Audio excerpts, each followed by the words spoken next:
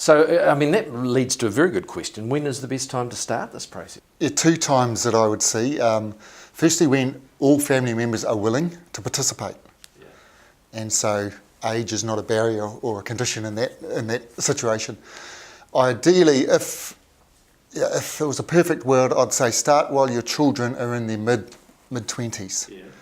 At that stage, they have had their education, they've gone out, they've experienced some things in life, they've got to realise that they're not the best thing that's happened to this world. Yeah. They've had a few bosses, some good ones and bad ones, they understand what leadership and relationships and teamwork is about, what works, what doesn't. And they're starting to find what they're good at, what their strengths are, and how they can use those going forward. So they're starting to mould their thoughts about where they go. Because the beauty of that is then when mum and dad start talking about the family farm, they can start looking in and saying, okay, is there a part in there for us? Yeah. Probably at points they've never even thought. They probably had gone off and done their uni and done other careers and thought, well, I've got no link to the farm anymore. But, you know, obviously their experience can be used in the farm. Yeah, an example of that is a 26-year-old daughter working for Fonterra in marketing in Tokyo a number of years ago now. And magnificent strategic brain on her and that sort of thinking. And so the son on the farm engaged her to help him with that strategic, directional type thinking. Yeah. Yeah. So she felt she was part of the process and was a major part of the process. Yeah. The other part about that, starting at that time, is mum and dad are in their 50s, early 50s. Yeah. They've still got 10 good, perhaps physical years with them, so that they can migrate through as the children step up if they want to. Yeah. And the kids can become more involved possibly at an earlier age, which is, again, beneficial. So the mum and dad with their wisdom, leveraging the energy, the youth, the enthusiasm, the vibrancy, the connectedness that the next generation bring. When you can combine those two things in a family situation, where you've got the bloodlines working together, you can achieve so much more than potentially non-bloodlines. Yes. The flip of that, though, is if you don't do it well and you stuff it up, then in bloodlines you've got more to lose because you lose the family relationships as well. Is that a major complication, you know, the son-in-laws and daughter-in-laws? Yeah, it's a factor that needs to be considered because they need a voice, they have a voice. They've got to be considered because when the son or the daughter goes home at night, who do they talk to? And you know, most farms are partnerships, aren't they? It's an equal partnership, effectively, isn't it?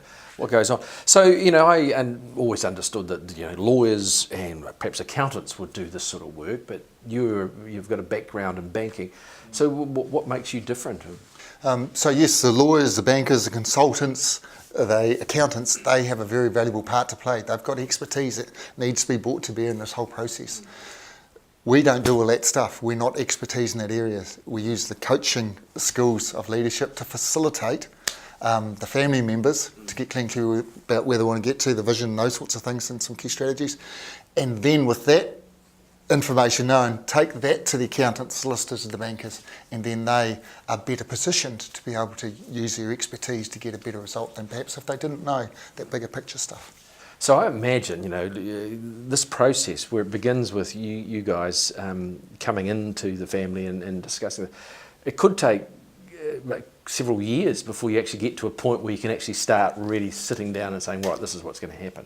Yeah, it could do. I've had some issues where it took 2 years to work through to get the relationships on an even keel because there's some real conflict going on between some of the children. So the history going back years. Yeah, and assumptions, turning into resentment and then conflict.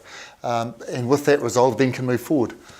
If we look at working with a farming family down south, 2012 I started working with them. We're up to the 8th family meeting at the end of this month. And they are making some very good progress along the pathway. But you still haven't reached the point where you've gone to the lawyer to sign it all up. The lawyer's been involved in that. The accountant have been involved at various family meetings doing different things with different parts of the family. There's some complexity there. And you sort of can bring in psychologists and people like that? Well, if there's a need there, because we're not psychologists or counsellors, which is dealing with some parts. Whoever the expert is required for a particular scenario. So you could say we're the conductor, and it's us to identify where the needs are and help them work out where they need to go to get that. Absolutely.